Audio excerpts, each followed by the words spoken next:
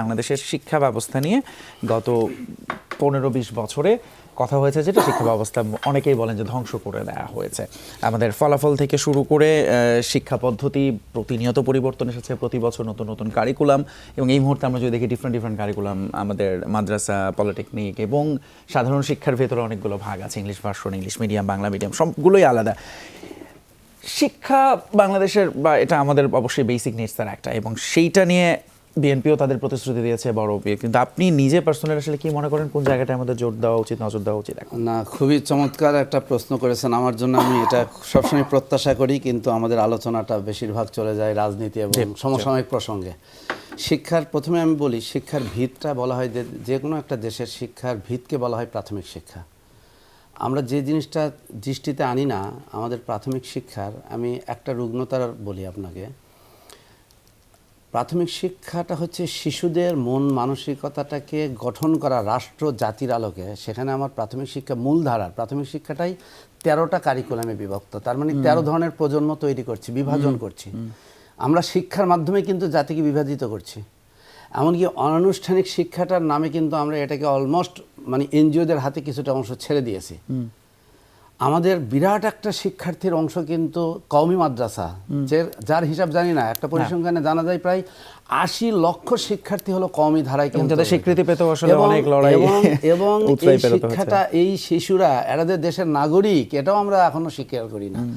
আমাদের বাংলাদেশ জাতীয় যোগ্যতা কাঠামো, যেটার মাধ্যমে সকল শিক্ষাটাকে একটা কাঠামোর মধ্যে আনা হয়েছে, এটা আমরা জানিও না যে এটা কিন্তু শিক্ষার নাম দেওয়া হয়েছে ইনক্লুসিভ, কিন্তু বৃহৎ এই অংশগুলো কিন্তু কওমি মাদ্রাসা, এগুলো কিন্তু বিএনকিএফ এর মধ্যে অন্তর্ভুক্ত নয়। মানে এরপরে আপনাকে আর একটা রুগ্নতার কথা বলি। আমরা এসএসসি পরীক্ষার সময় খুব উল্লাস করি, মিষ্টির দোকান ফাঁকা করি, কী জন্য? আমাদের A+ কত পেয়েছে। কিন্তু আমরা জানি কোহর্ট শিক্ষার যে সাইকেল, 10 ইয়ার সাইকেল, তার প্রোগ্রেশন রেট কত? আমরা একটা পরিসংখ্যান করে দেখিয়েছি সরকারকে, আমাদের প্রোগ্রেশন রেট হচ্ছে অনলি 18%, 82% হচ্ছে নেট ড্রপ আউট রেট। আমরা দেখাই একরকম, কীরকম তার বলি, 4.3 million started their education in level 1, যখন চলে গেল 43 লক্ষ দিয়ে যাত্রাটা শুরু হলো, রেসটা। কিন্তু যখন এটা শেষে এসএসসি পরীক্ষার্থীর সংখ্যা দাঁড়ালো 2008 সালে 5,70,72,000-এর মতো। আমরা প্রোগ্রেশন রেট, এডুকেশনের যেগুলো মেজারিং ইন্ডিকেটরগুলো, এই প্রোগ্রেশন রেটে দেখিয়েছিলাম যে আমাদের নেট প্রোগ্রেশন রেট হচ্ছে 18% অনলি, কিন্তু আমরা পাস ফেলের নামক একটা পরিসংখ্যানগত বিভ্রান্তি তৈরি করেছি।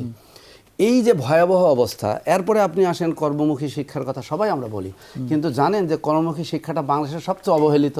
একটা পরিসংখ্যান দিই, আমাদের এজ গ্রুপের সাথে 15 থেকে 24 বছরের এজ গ্রুপের সাথে যে কোনো উন্নত দেশের কারিগরি বৃত্তিমূলক এবং কর্মমুখী শিক্ষার হার কিন্তু ন্যূনতম 50% হওয়া দরকার।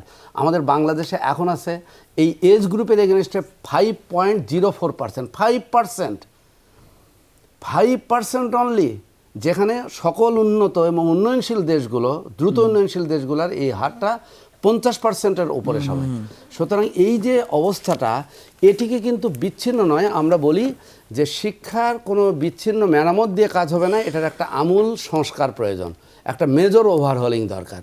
তো আপনি যে জায়গাটায় বলছেন নতুন বাংলাদেশের আমার প্রত্যাশা থাকবে, আরেকটি ব্যর্থতার কথা বলে আমি বলছি আমার প্রত্যাশাটা নতুন বাংলাদেশের। শিক্ষা সংস্কারের নামে স্বাধীনতা উত্তর বাংলাদেশে 8টি শিক্ষা সংস্কার কমিটি, কমিশন গঠন হয়েছে।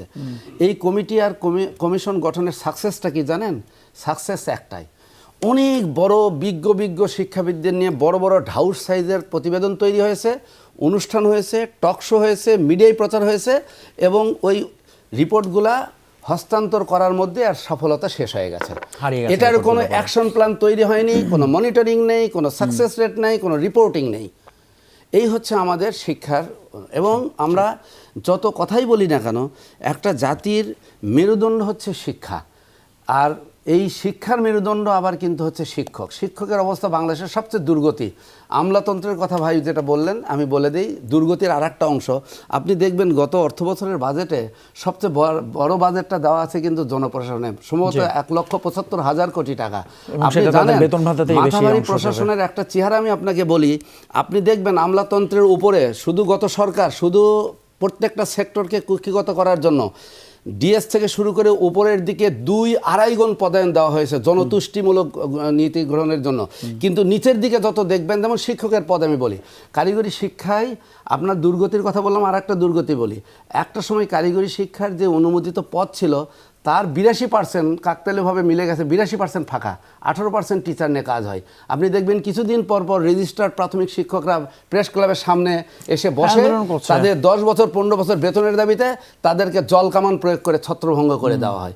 যে দেশের শিক্ষা শিক্ষকদের এই অবস্থা, আপনি যত কথা বলেন এই দেশকে আপনি উন্নয়নে নিতে পারবেন না। আমরা প্রত্যাশা রাখবো যে, আমি শেষ যে জায়গাটাই আপনার এই প্রসঙ্গে আসতে চাই, নতুন বাংলাদেশের প্রত্যাশা থাকবে সকল, যেমন এসডিজির 17টা গোল, তাই না, তার মধ্যে কিন্তু গোল নাম্বার 4টাকে বলা হয়েছে এটা সকল গোলের কিন্তু মূল নিয়ামক, যেটা শিক্ষা। আমার প্রত্যাশা থাকবে এ দেশে কার্যকর কোনো তথাকথিত শিক্ষা কমিশন আমি চাই না। আমি চাই একটা শিক্ষা কমিশন এবং ওই কমিশনের সুপারিশ বাস্তবায়নের জন্য একটা কর্মপরিকল্পনা, স্থায়ী কর্মপরিকল্পনা এটা গ্রহণ করা এবং তার নিয়মিত মনিটরিং এবং তার প্রোগ্রেস নিশ্চিত এই করা। প্রসঙ্গে